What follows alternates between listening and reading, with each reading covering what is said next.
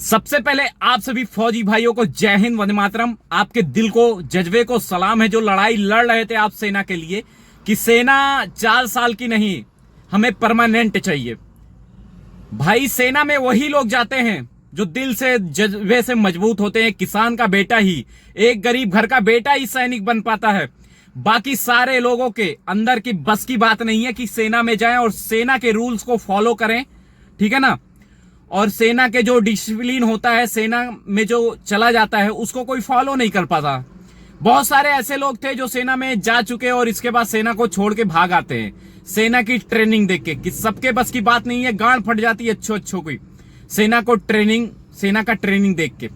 तो बात करते हैं, जो मैंने एक रील अपलोड किया था कल, और उसमें मैंने यही बोला था कि जो अपडेट आया है अग्निवीर में, MM नरवाणे जी का आप लोग किताब देखे होंगे, पढ़े होंगे, पता चला होगा। आजकल बहुत ज्यादा कई सारे यूट्यूबर ने बनाया है। MM नरवाणे जी ने लिखा था कि उन्होंने ये लिखा था कि अग्निवीर 25 साल जो 25% है उनको परमानेंट नहीं, बल्कि 75% सेना में बच्चे परमानेंट होने चाहिए, ऐसा लिखा गया था किताब में। और बहुत सारी बातें लिखे हैं, मैं उसका भी वीडियो अपलोड करूंगा, आप लोग जाके देख लेना, ठीक है ना। तो बात मैंने जो एक रील्स अपलोड किया था, उसमें रील्स बहुत लोग कह रहे हैं कि ये फेक न्यूज है। मैंने उसमें बोला क्या था कि सेना में जो क्लर्क की तैयारी करते हैं, ठीक है ना, उनके लिए टाइपिंग बहुत ज्यादा जरूरी है, ठीक है ना। अब रिटर्न के साथ टाइपिंग भी मांग लिया गया है सेना में। तो मैंने रील अपलोड किया था और बोला था कि परमानेंट होगी अग्निवीर। जाहिर सी बात होगी भाई, हम लड़ाई लड़ रहे हैं भाई 4 साल के लिए। जो इंसान, आप समझ लिया 18 साल में भर्ती हो जाएंगे, इसके बाद 4 साल में रिटायर हो जाएंगे, 22 साल में, फिर आप क्या करेंगे? 10 लाख, चलो मानता हूं कि 10-11 लाख मिल जाएंगे, हम बिजनेस कर लेंगे। भाई नहीं कर पाएंगे हम बिजनेस। अगर हमको बिजनेस ही करना होता तो हम काहे जाते सेना में? 1-2 बीघे खेत बेच के हम बिजनेस कर लेते। और मान लो चलो मैंने 10 लाख लगा के बिजनेस कर लिया, अगर हमारा बिजनेस नहीं चला तो फिर इसके बाद हम क्या करेंगे?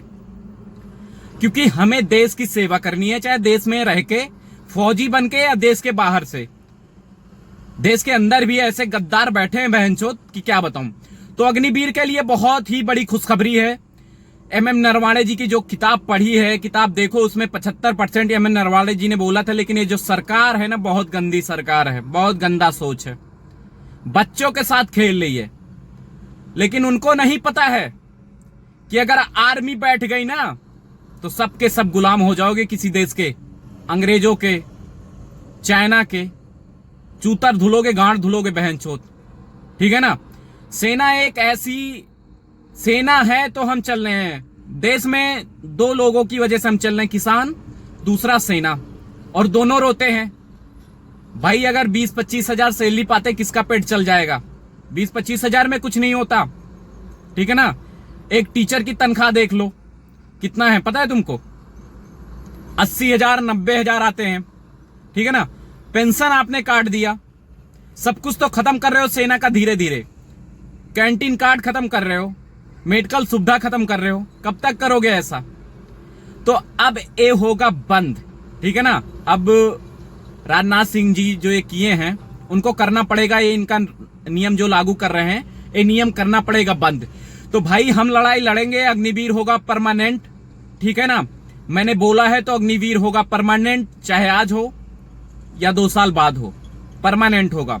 तो सारे भाइयों के लिए बहुत ही खुशखबरी की बात है, और जो कलर की तैयारी कर रहे हैं उनके लिए भी बहुत ज्यादा खुशखबरी की बात है। और जो बहुत ज्यादा विनम्र सोचने की बात है कि जो टाइपिंग है, टाइपिंग मांग लिया गया, तो टाइपिंग बहुत ज्यादा जरूरी है, टाइपिंग करे। तो अब बात करते हैं कि बहुत सारे ऐसे भाई हैं जो टेरिटोरियल इंडियन आर्मी का इंतजार कर रहे हैं, जिनका हाइट नहीं है। नेपा भर्ती होता है, टेरिटोरियल इंडियन आर्मी होता है, ठीक है ना। ये सब नेपा भर्ती जो होता है, जो सेना में, सेना का सपोर्ट जो करता है, जैसे बंकर्स बनते हैं, हथियार भेजे जाते हैं, ठीक है ना, ऐसी वो वैकेंसी होती है जो सेना का सपोर्ट करते हैं। तो भी वैकेंसी निकल रही है। और टेरिटोरियल इंडियन आर्मी फरवरी से स्टार्ट हो जाएगी, 15 फरवरी से मैं कह रहा हूं, फौजी भाई कह रहे हैं, आपके वादा है मेरा, ठीक है ना। तो जो तैयारी नहीं कर रहे हैं, तैयारी अपना बंद कर दिए, तैयारी स्टार्ट कर लें।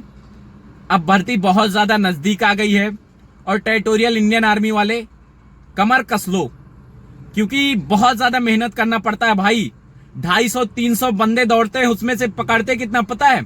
7 बंदे, 8 बंदे, 5 बंदे, 3 बंदे, ऐसे पकड़ते हैं उसमें।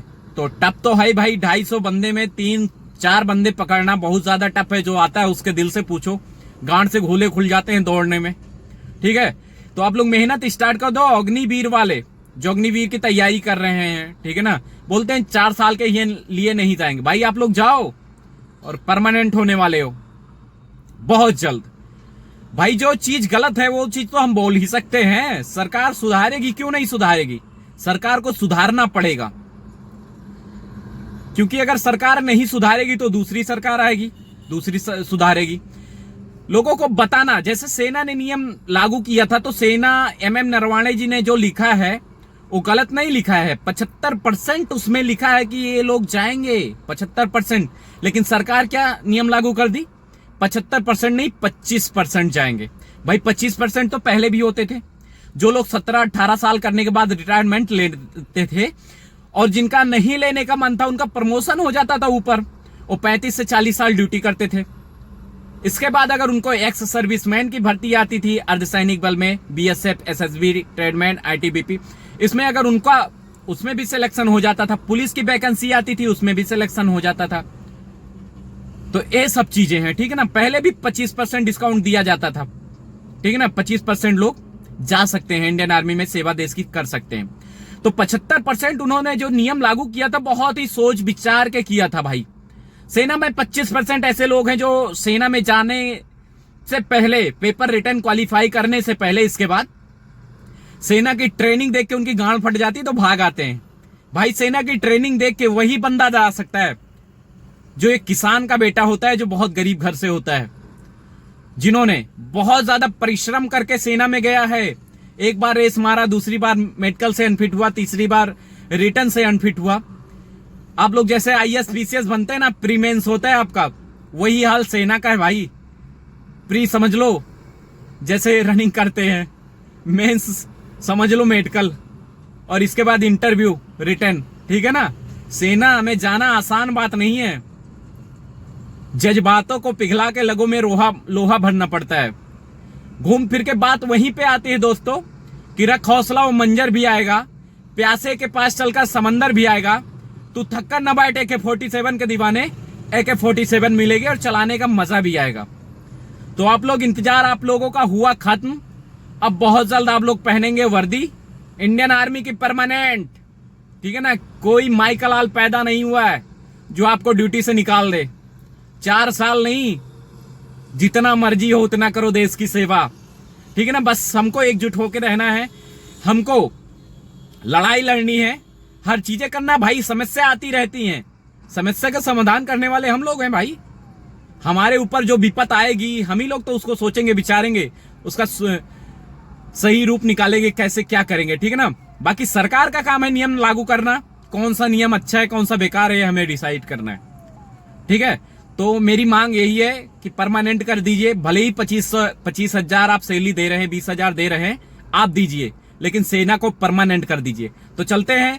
आप अगर हमारे चैनल में नए हैं तो चैनल को सब्सक्राइब करिए। जय हिंद, वंदे मातरम, इनकलाब जिंदाबाद, भारत माता की जय। Best of luck.